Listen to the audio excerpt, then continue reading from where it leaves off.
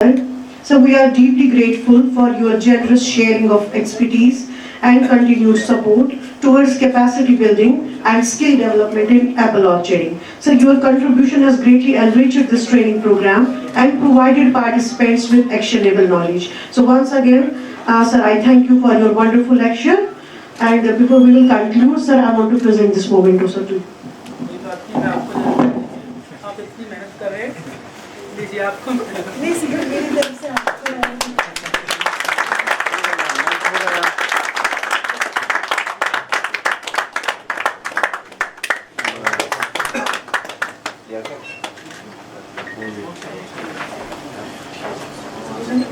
आप बहुत मेहनत कर रहे हैं इसके लिए। Right, Dr. M.K. Verma, sir, Honorable Director, ICRC, whose vast experience and visionary leadership in horticultural sciences continue to guide the apple industry and research community. Sir, we are truly honored by your presence, so I humbly request you to kindly deliver your expert lecture. Kindly, sir. आप सभी को मेरा अस्सलाम वालेकुम, नमस्कार। और कैसे हैं आप लोग? ठीक हैं? ट्रेनिंग प्रोग्राम कैसा चल रहा है? कुछ सीखने को मिल रहा है? ओके, क्योंकि ये तो बहुत ही टेक्निकल आपका ये ट्रेनिंग प्रोग्राम है इस बार, ये है ना रिफत? काफ़ी टेक्निकल रखा हुआ है इसमें आपने जो लेक्चर्स जिस तरह से रखे हुए हैं। बट चलो ठीक है, अच्छी बात है। हम लोग छोटी छोटी चीज़ पे बात करेंगे। हो सकता है आप लोग ट्रेनर्स के रूप में काम करें। आप लोगों में से खुद कितने ग्रोवर्स भी? अच्छा, मैक्सिमम ग्रोवर्स भी हैं। चलिए ठीक है। तो वैसे तो मैंने कोशिश किया है कि छोटी छोटी चीज़ से हम सीखेंगे। यहाँ पूरा मेरा तो प्रेजेंटेशन तो साइंटिफिक है उसी तरह से, क्योंकि हमें इस तरह से इनका टॉपिक लेक्चर उसी तरह से। चलिए मैं चलता हूँ फिर।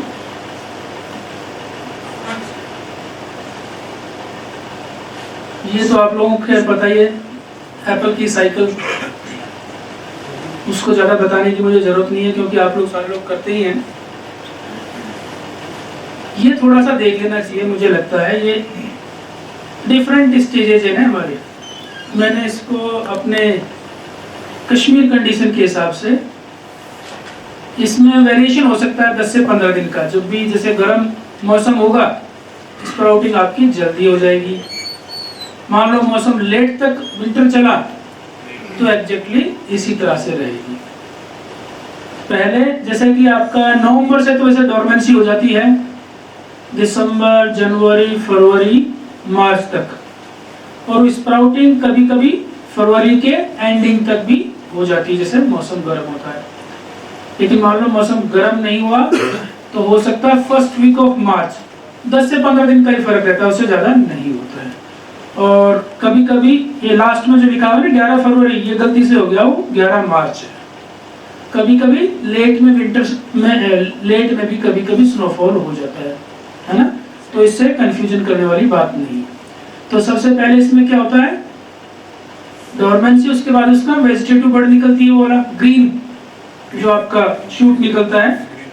ये निकलने के बाद में फिर आपका फ्लावर निकलता है, धीरे धीरे प्रोग्रेस करता है 10 से 12 दिन तक, 15 दिन तक, 20 दिन तक, जैसे उसका टेम्परेचर रहता है। उसी हिसाब से तकरीबन मान के चलिए आप अप्रैल के फर्स्ट वीक में, या तो मार्च के लास्ट वीक में या अप्रैल के फर्स्ट वीक तक उसमें फ्रूट सेट ऑलरेडी आपका हो जाएगा।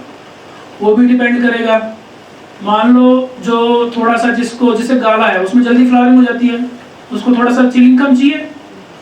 आपका गोल्डन है, रेड डेलिशियस है, आम्बरी है, ग्रेनी स्मिथ है, उन वैरायटीज के लिए चिलिंग की ज़्यादा रिक्वायरमेंट है, वो तकरीबन एक हफ्ता थोड़ी सी बाद में हो जाएंगे। लेकिन होता यही है, इसी तरह से साइकिल एप्पल की चलती है और ये आखिर तक फ्रूट आपका यहाँ कम से कम मुझे लगता है सेकेंड वीक ऑफ अगस्त से हम लोग उसको तोड़ना शुरू कर देते हैं।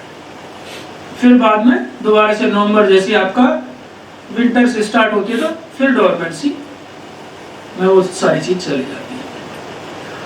अब आते हैं इस पर तो आप लोग जानते हैं, कितने लोग इस पर जानते हैं? ये देखिए, मैं आपको जरा दिखाता हूँ, 2-3 पिक्चर दिखाऊंगा आपको मैं।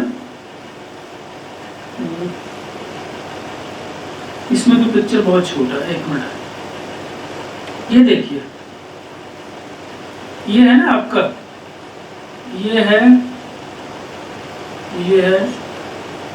जो छोटे छोटे से जिसमें ग्रोथ होती है, यानी कि जैसे हमारे इंसानों में जैसे बोना इंसान नहीं होता है, इसमें जो शूट है ना, वो ब्रांच, वो बोनी टाइप की रह जाती है, उसमें ग्रोथ होती ही नहीं है।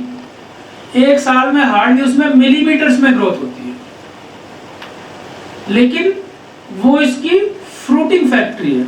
एप्पल की जो है फ्रूटिंग फैक्ट्री है उन वैरायटीज में जिनमें कि आपका फ्रूट इस पर डेवलप होता है।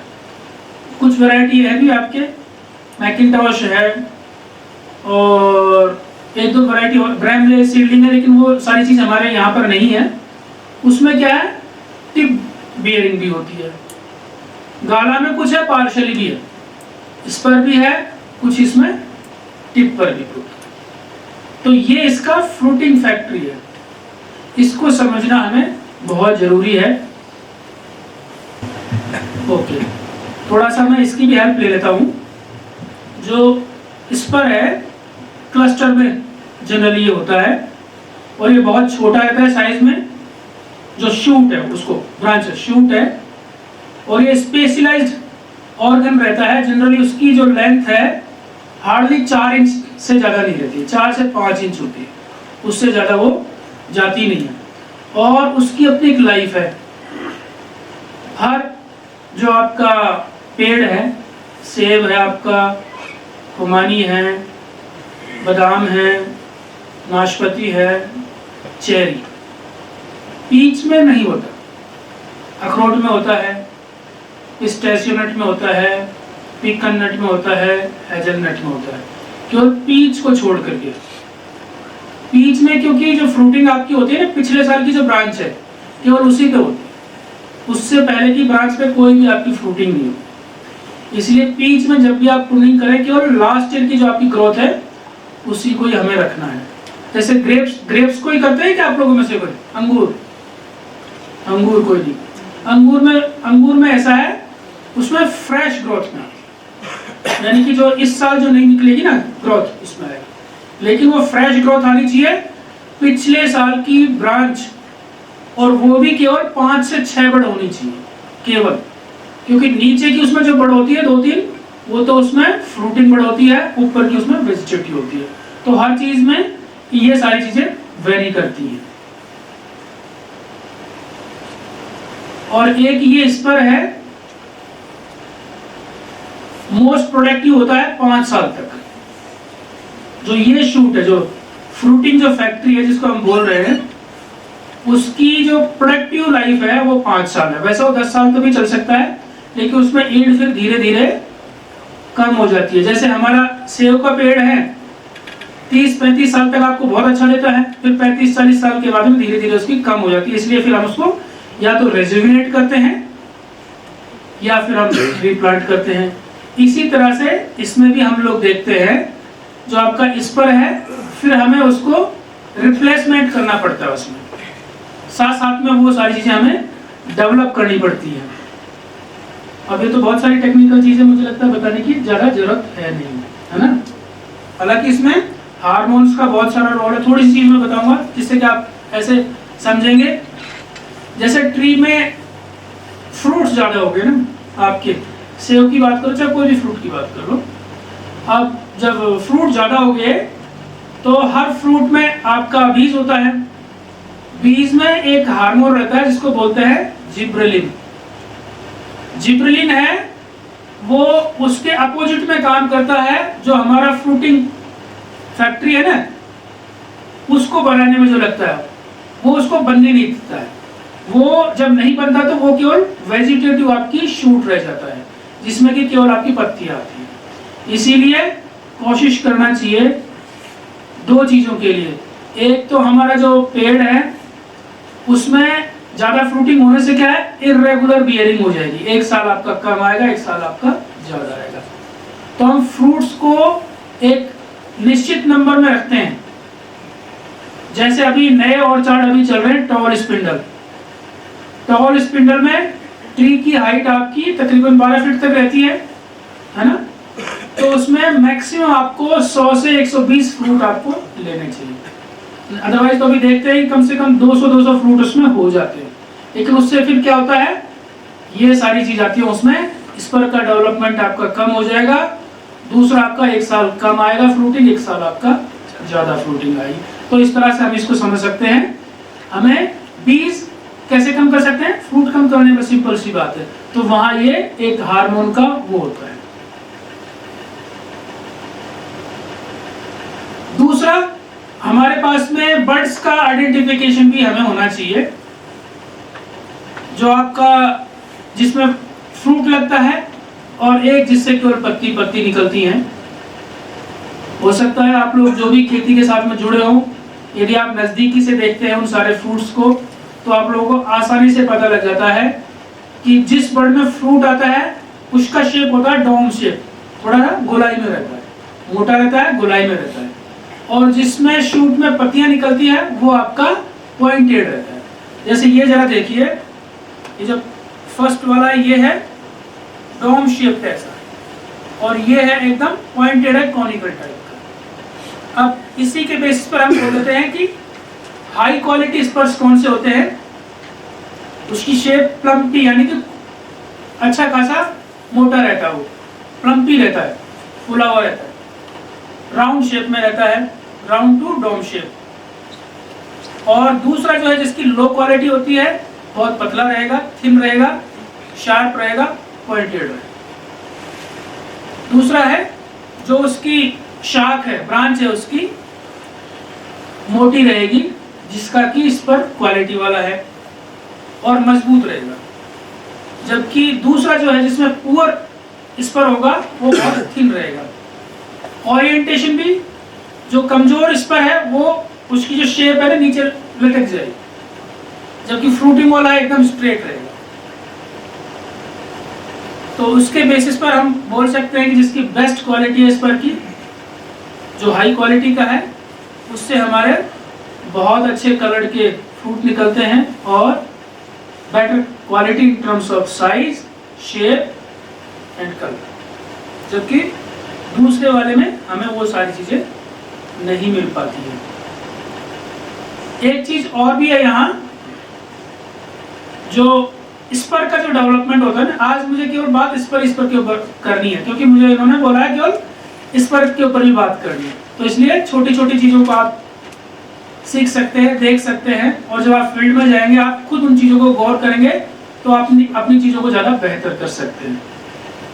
इस स्पर को, जो कि हमारी फ्रूटिंग फैक्ट्री जो है, उसका साइज, शेप और ज्यादा नंबर में हमें लेने के लिए लाइट आपका है, जो अंदर जो आपका पेड़ है उसकी जो कैनोपी है, कम से कम मिनिमम आपका 30% उसमें लाइट जानी चाहिए। ये मैंडेटरी है, 100% मैंडेटरी है।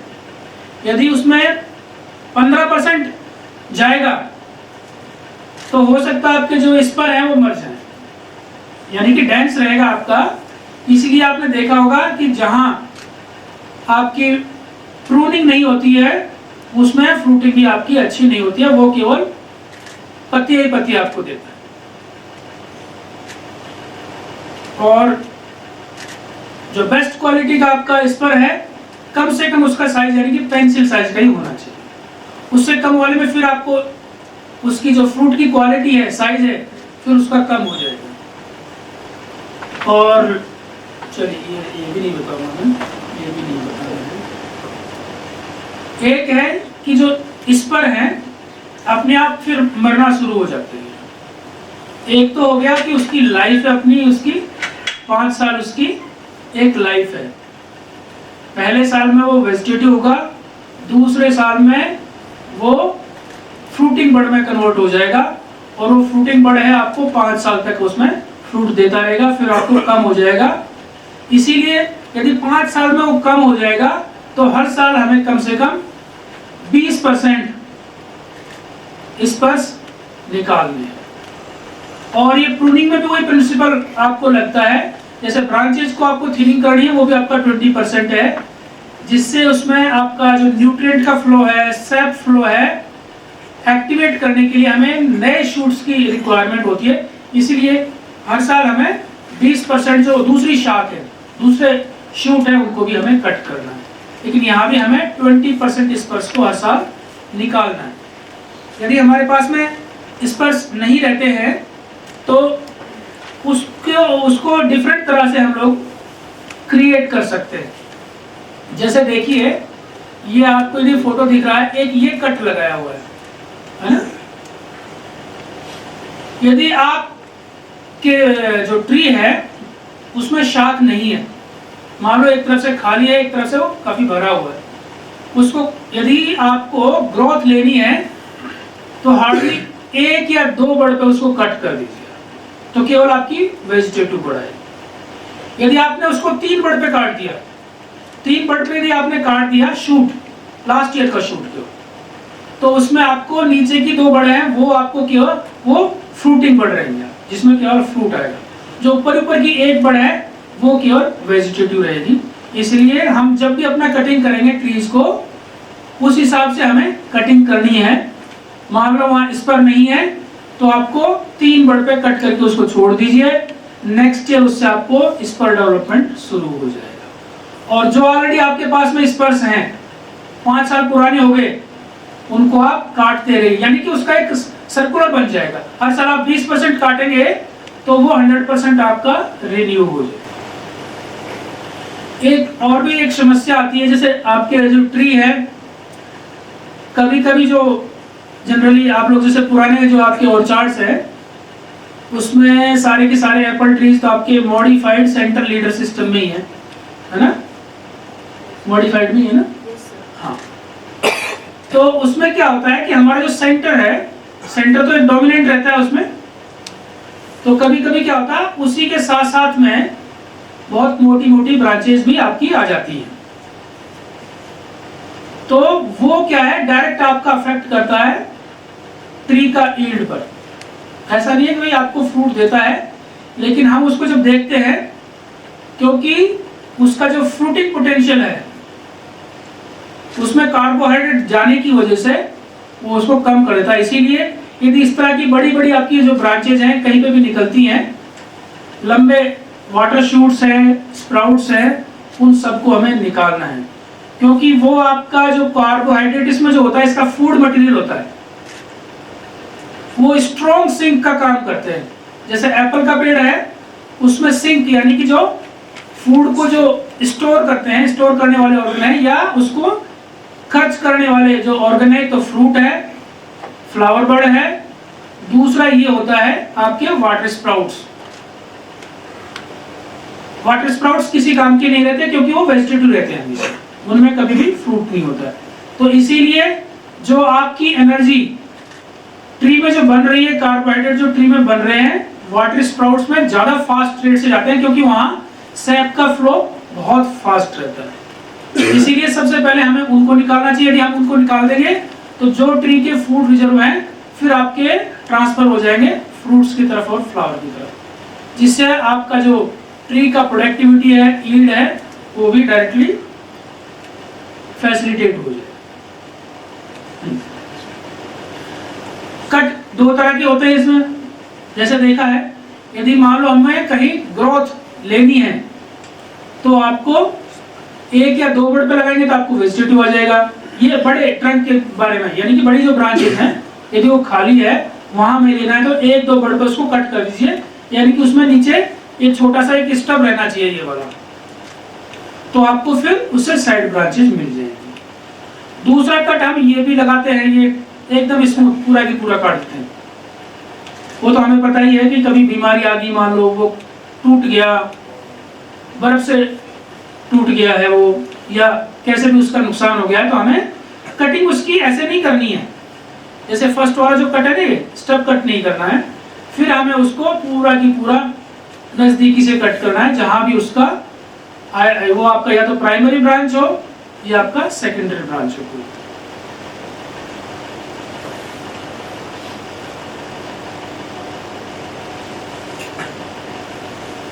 इस तरह से भी आप लोगों ने देखा होगा बहुत बार, स्टार्टिंग में जिन्होंने ये सारी चीज़ें सीखी नहीं है, प्लांट्स लगा दिए अपने उसमें, और फिर ट्री जो है आपका जो पेड़ के तरह से बन नहीं पाता है, वो एक झाड़ी की तरह बन जाता है।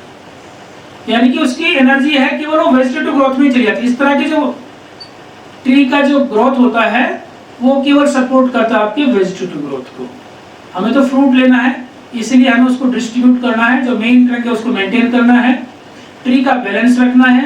कैनोपी का बैलेंस रखने के लिए उसमें सारी की सारी प्राइमरी ब्रांचेस चारों डायरेक्शंस में होनी चाहिए, हाइट के हिसाब से होनी चाहिए, टॉप में थोड़ा कम होनी चाहिए और बॉटम में थोड़ा सा ज़्यादा स्प्रेडिंग कर सकते हैं, क्योंकि जो लाइट का इंटरसेप्शन है वो उसी तरह से स्प्रेड करता है कि मैक्सिमम जो आपकी कैनोपी है लाइट के कनेक्शन में आ जाए। लाइट के कनेक्शन में आएगा तो फूड का डेवलपमेंट भी होगा और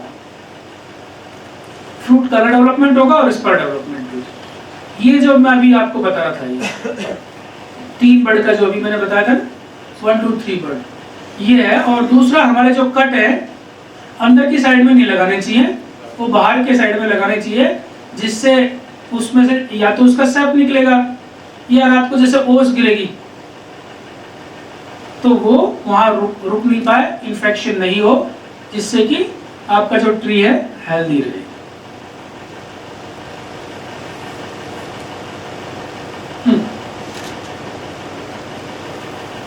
अब ये भी एक अंडरस्टैंडिंग के लिए है।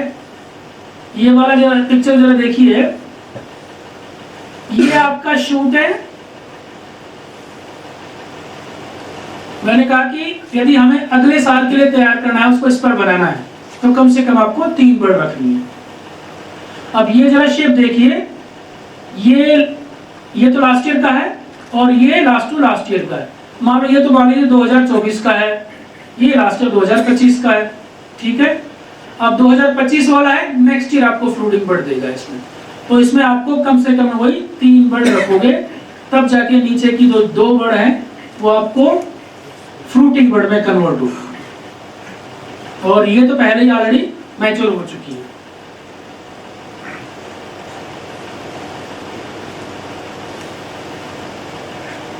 ये तो इस पर के स्ट्रक्चर हैं, लेकिन इसमें एक चीज और है, ये जो डोम शेप जो दिख रहा है ना, ये वाला डोम शेप ऊपर, इसको बोलते हैं बॉर्स बोलते हैं, यानी कि स्टोर हाउस है, इसका स्टोरेज ऑर्गन है।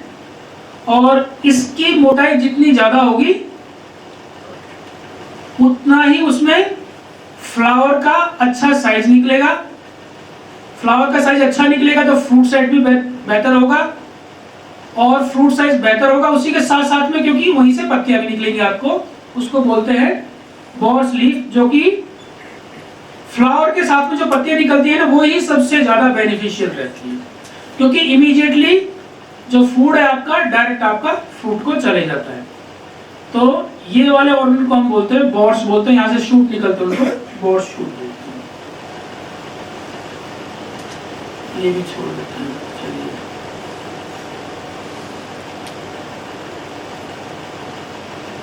चेरी के ये डिफरेंट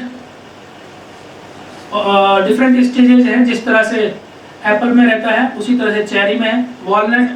वॉलनट का थोड़ा सा डिफरेंट है, जैसे एप्पल में तो फ्लावरिंग आपका दोनों मेल फीमेल एक ही फ्लावर में रहता है, वॉलनट में आपका मेल और फीमेल दोनों अलग अलग फ्लावर में होता है, और उनका निकलने का टाइमिंग भी अलग अलग है।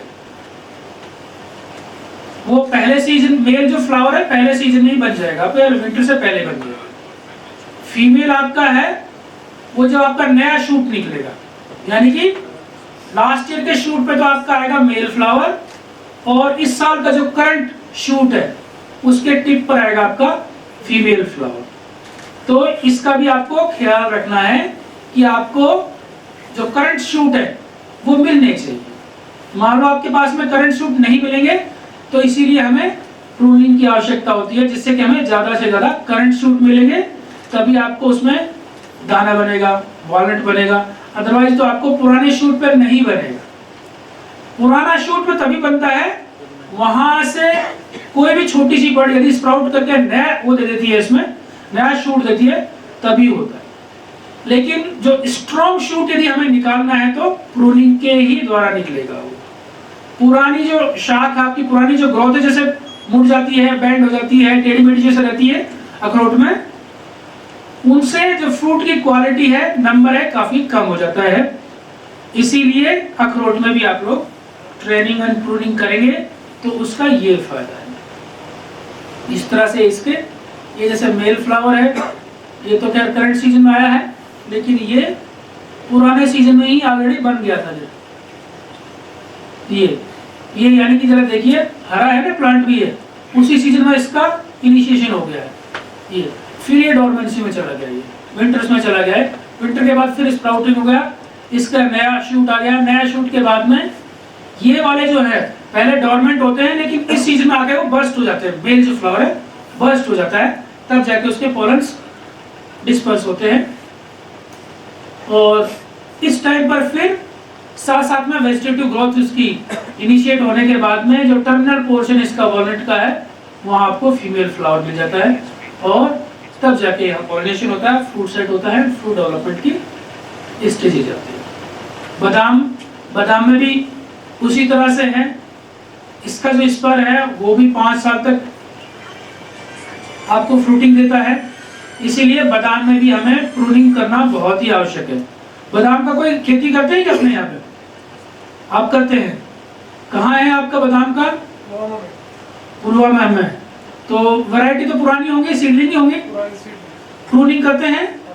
ओके, हाँ, तो उसमें भी क्या है, उसमें भी स्पर सिस्टम है आपका। 5 साल तक ही उसमें उस ब्रांच पे आएगा, लेकिन उसमें भी आपको 20% निकालोगे, तब जाके आपको उसका रेजुविनेशन ऑटोमेटिकली होता है।